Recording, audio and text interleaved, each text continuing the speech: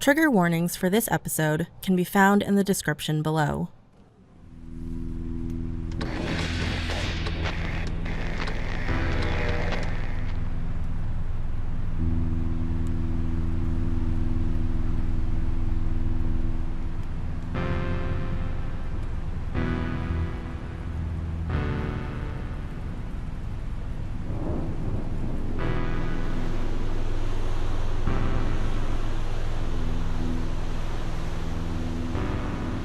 Leftovers at the End of the World, Episode 5, Meat Lover.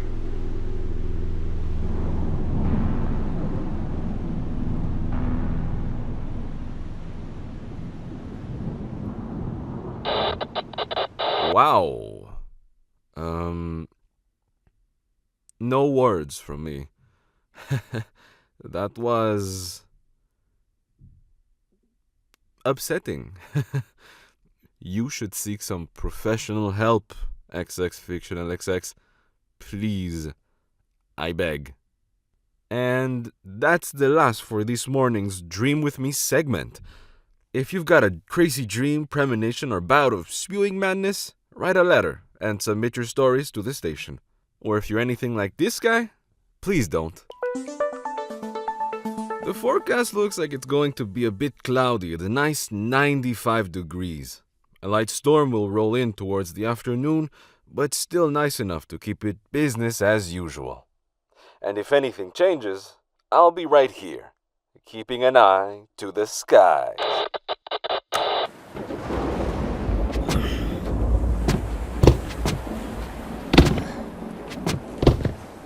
Where can I... Over there, just be careful of the chains. Right. That's the last one. Whew. Where to? Downtown, please. I'm glad that you were in the vicinity. Be glad the sun is still up. Ugh, I know. I would have been dead. Literally. I'm sorry about this. I didn't expect my engines to get eaten. It's fine. Or for you to carry that many crates. It's fine, really. And like I said, you'll get first pick when we arrive. It's a trade. You don't need to be sorry for anything. They were new engines, too. Where can I... Right there. The couch behind me. So,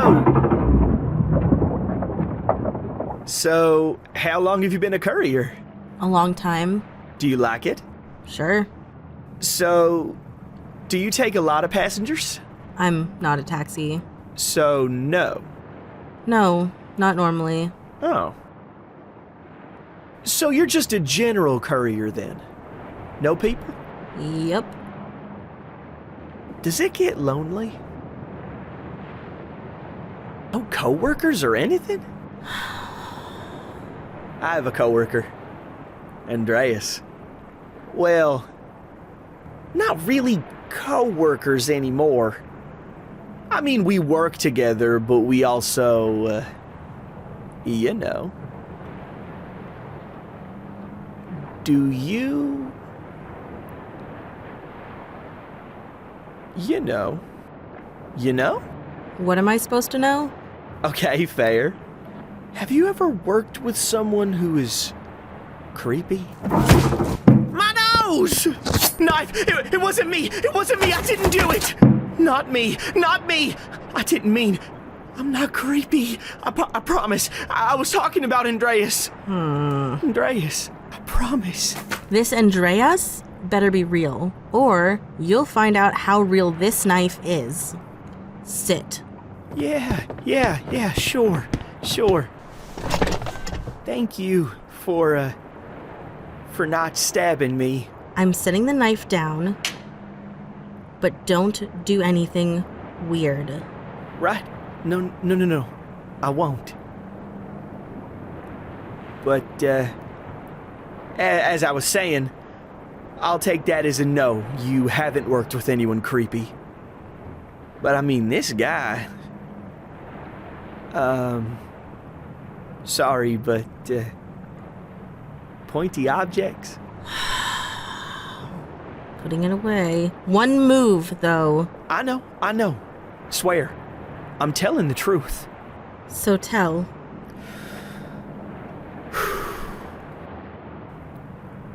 We were just coworkers, so I tried to maintain a professional relationship. I really did. But oh man, does Andreas really freak me out. He's just really obsessed with meat. It's just creepy. Didn't I just help you load 10 crates of meat?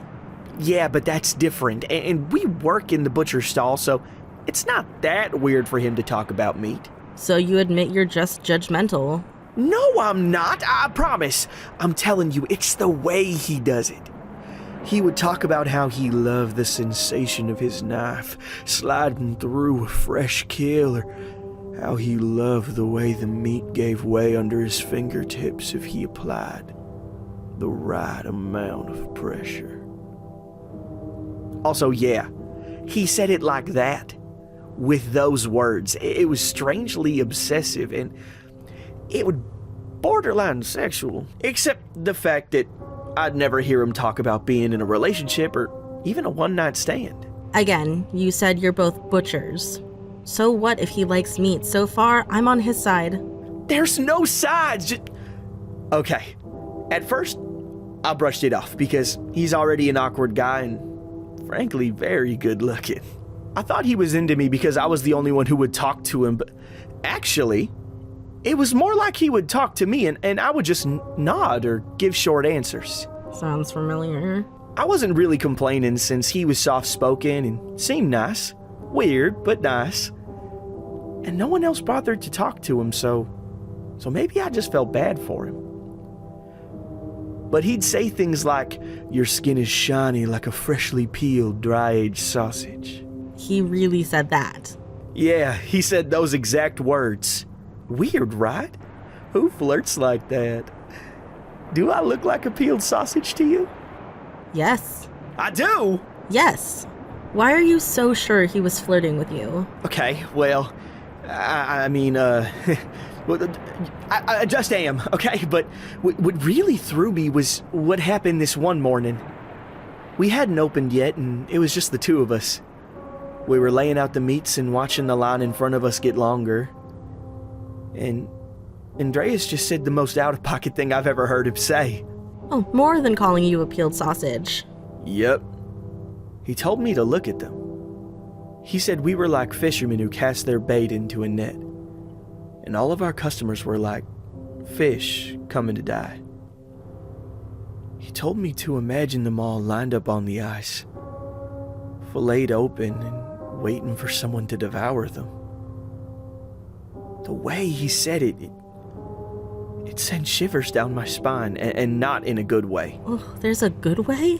And he was serious when he said it, like it was the best part about his whole morning. Okay, so maybe that's a little unhinged. Why didn't you just quit? Well, I liked it there.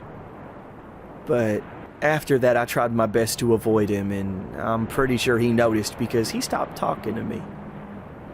Part of me felt bad because I was probably his only friend, if that's what he wanted to call it. Even though I tried to avoid him, I couldn't get out of my head the image of his eyes. The way they were so lit up and glossed over with desire or something else. There was no doubt in my mind that he believed all of that. And that worked out for you? I guess. I was able to avoid him for a couple of weeks before we were forced to work the same shift. Forced, really? We're not the ancients. I mean, no, but I would have tried to trade shifts, but our other two coworkers got caught in high tide and were swept away. Did they die? Yeah. So when I say forced, it was because we were the only two left to run the stall.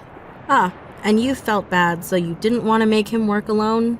Yeah, that's what happened. We were already late in opening that day, and we were low on stock because our usual supplier hadn't come by when she was supposed to, so... All in all, not a great day. Not bad, but not the best. When did things go differently? Towards the end of the day. We had just run out of trade when a woman came up to us. She had a baby strapped to her back, and they looked like they hadn't eaten in days. She begged for anything we had. It was so sad to watch her, but we didn't have anything. Even our scraps already got traded away for fuel. I feel like I know the answer, but you didn't turn her away, did you? No, I'm not a monster.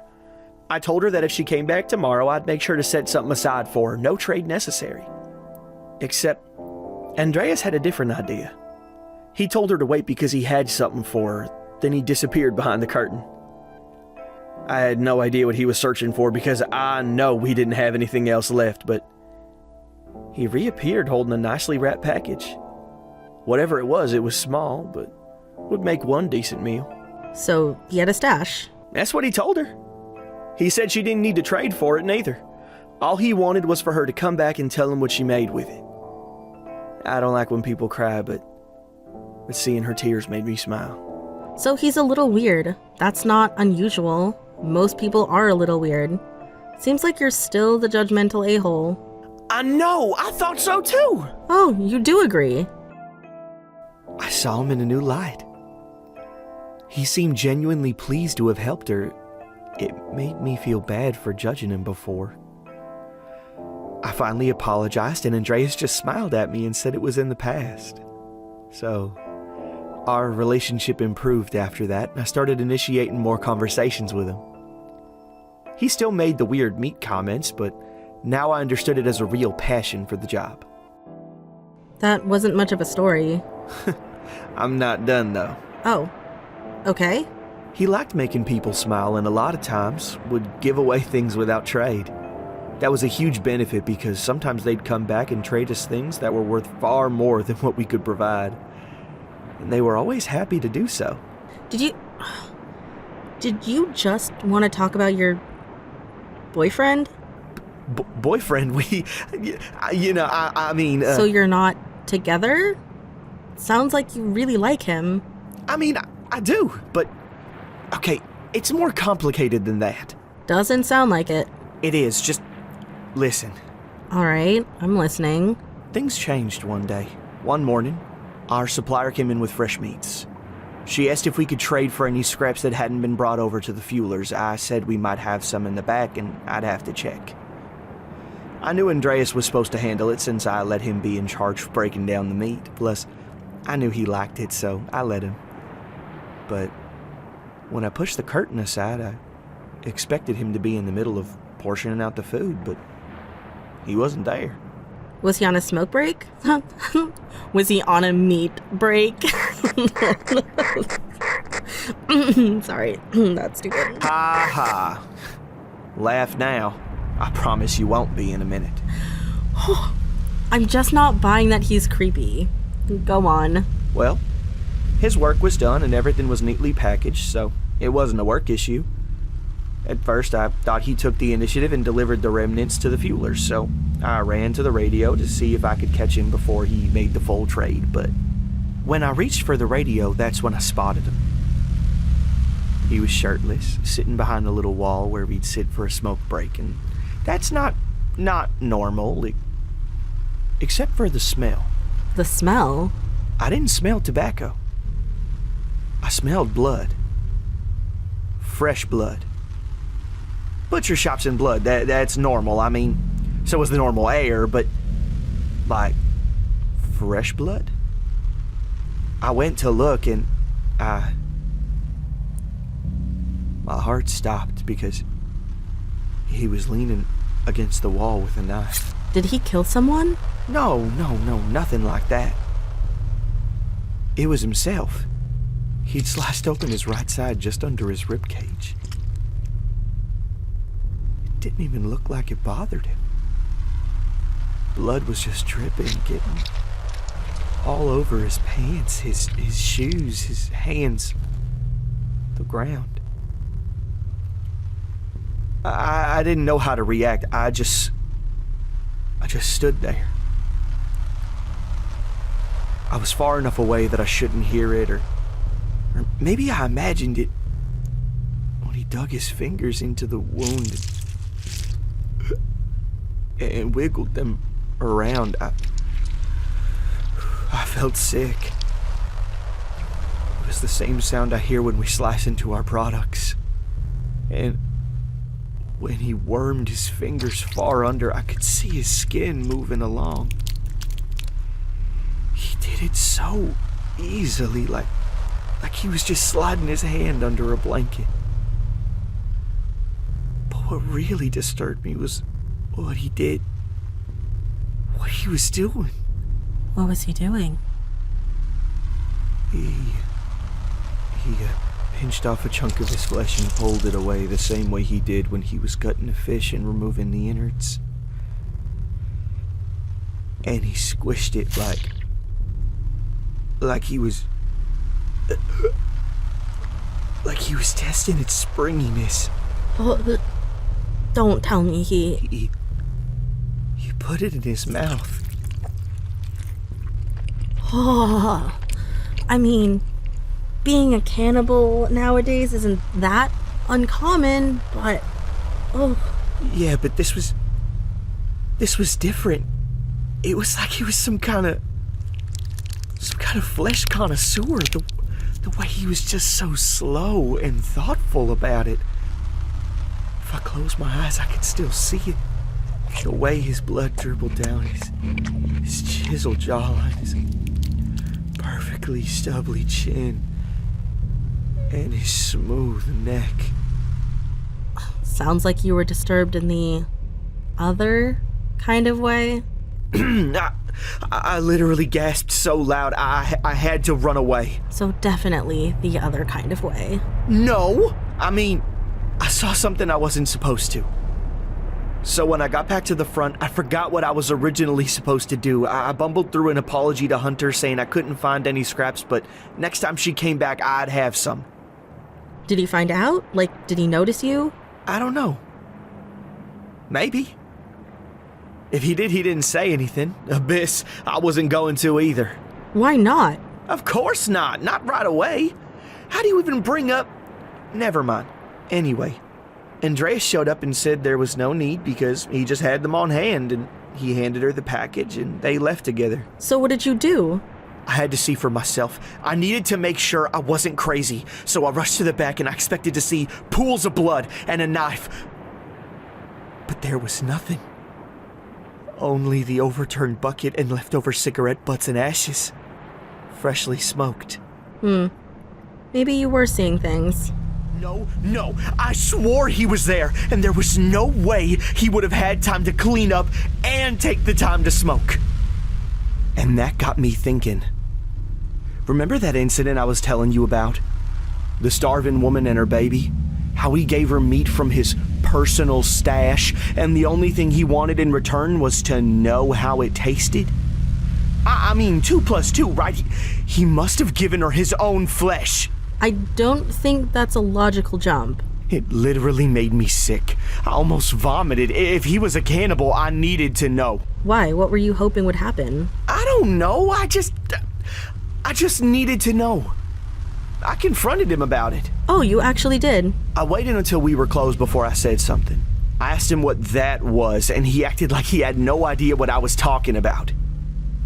I told him that I saw everything he was doing, the cutting and the eating. Now, I hated the way he looked at me like I was the crazy one.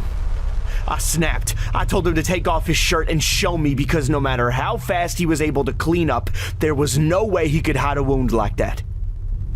So what if he was fast enough to change his clothes and smoke, but you can't hide something like that?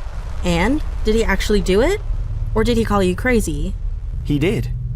He took off his shirt, and I had a hard time not, looking at his chest, but I looked at his side. It was perfectly chiseled and smooth. But there was nothing.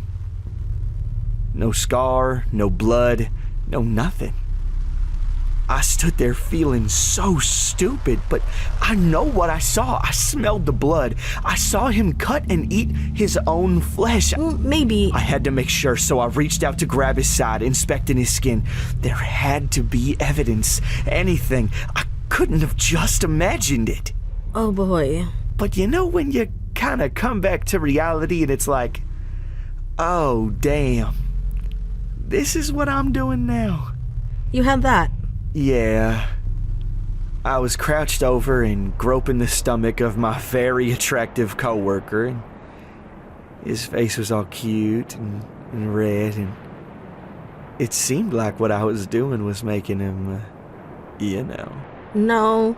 Well, one thing led to another, and we found ourselves lacking clothes and disgracing the workbench with our own. Do not elaborate on that. But it's kind of relevant. I don't want to know. I won't give all the dirty details.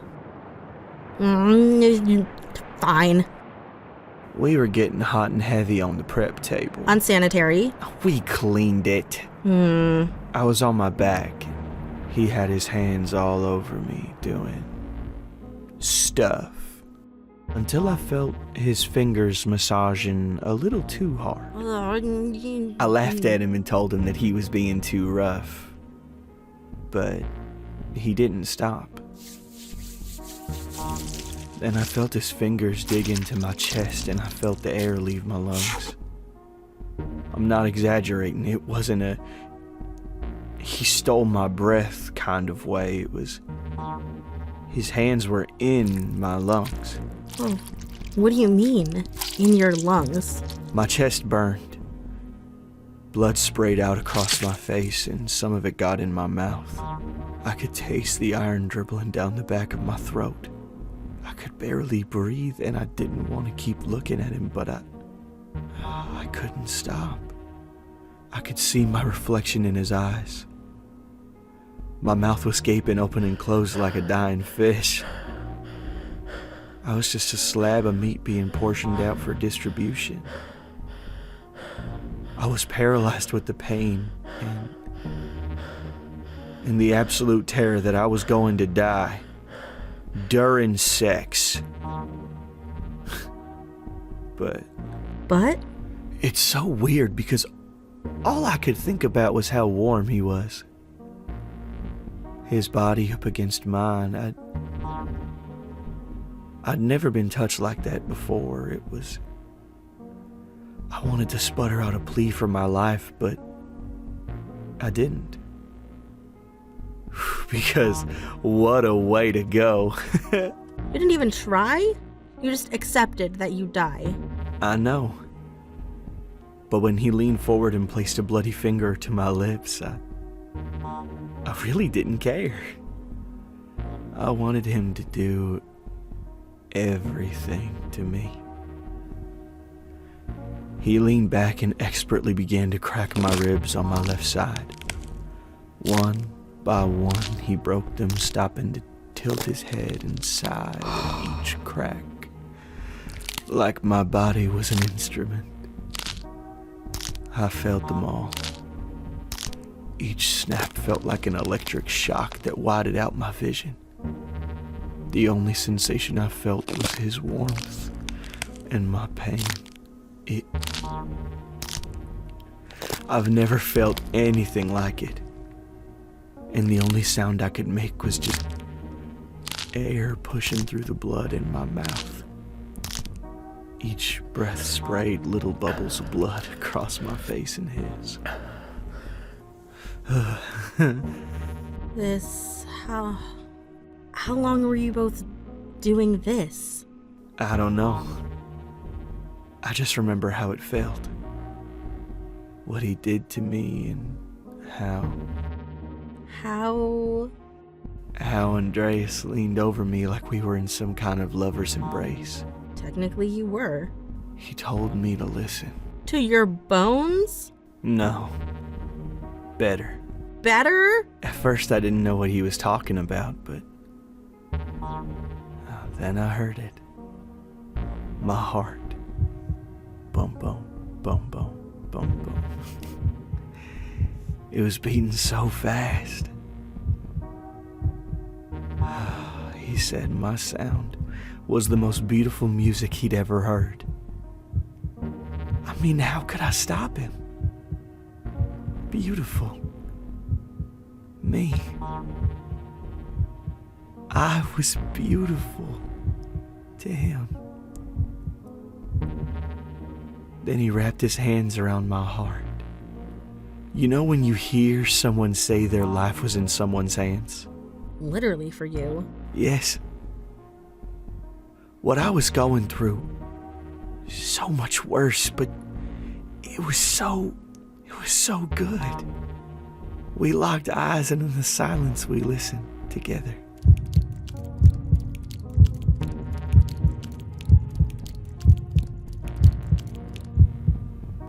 It was so intimate to know there was someone who was literally holding my heart, and it was someone who called me beautiful. That is not healthy. Then he pulled. That time, I screamed as he painstakingly removed my heart from my chest. I could see his muscles tense when he pulled, and I should have felt scared, but I didn't. I felt safe. You felt safe? It hurt, and I was scared, but I wasn't scared of dying.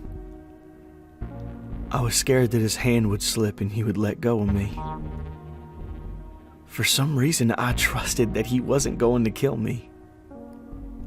And when he was done, Andreas lifted it for me to see. My heart was still beating with all the veins and arteries attached. I've never felt that type of euphoria before. I was soaring. I knew we were connected when Andreas raised my heart to his lips and drank from an artery like a straw. I don't know what happened after that because I passed out. I woke up at home, fully intact. I mean, that post-sex clarity, whew. I needed to find out if it was real or not. There was no scarring or blood or anything, but... Hey, put the shirt back on. No, wait, it's... Just look. Look. Oh, what is wrong with you? There's nothing. Touch it. No! It's just empty. Feel it. No ribs, no heart, but I'm still here. I'm still alive. But damn it, Oh, whoa. See? Nothing. I know. Weird. Oh. What am I gonna do? I should leave him, huh? Ugh, but we work together and finding another place to work that has a good trade hub. It's a real dilemma. He stole your heart. I know. No, not I know. He ate you. Literally. I know. I mean, aside from that, he's a nice guy. He ate you. But we work together and it just seems awkward. Or maybe I'm just making it awkward. He ate you. He drank your blood. I know. Just... I guess I'll just see where it goes. Wow. Okay.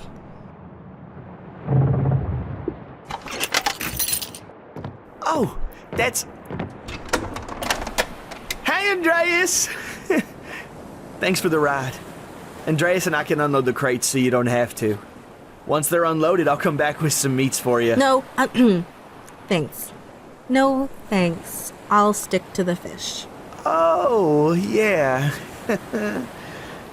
Sure, right. Fish only. Wild. Ooh. Well, I mean, I guess they're happy. Be back in a few. Yep, sure.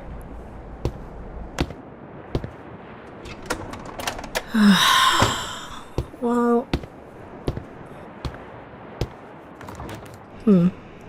Ooh, I can do tinola. Nice. Oh, he's back. That was fast.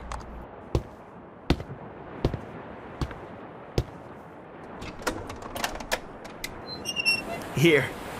I made sure that they're still whole. Thanks. Sorry, you've just got a little, something on your mouth, like right there? Oh. Other corner. Oh! Just... Have you ever kissed someone with blood? Oliver? Please stop. Right. Sorry. Hey. Thanks for listening, by the way. I know you really didn't want to. It's fine. You've got a lot to deal with. If we've got more deliveries, can I radio for you? If I'm free, sure. Thanks. See ya!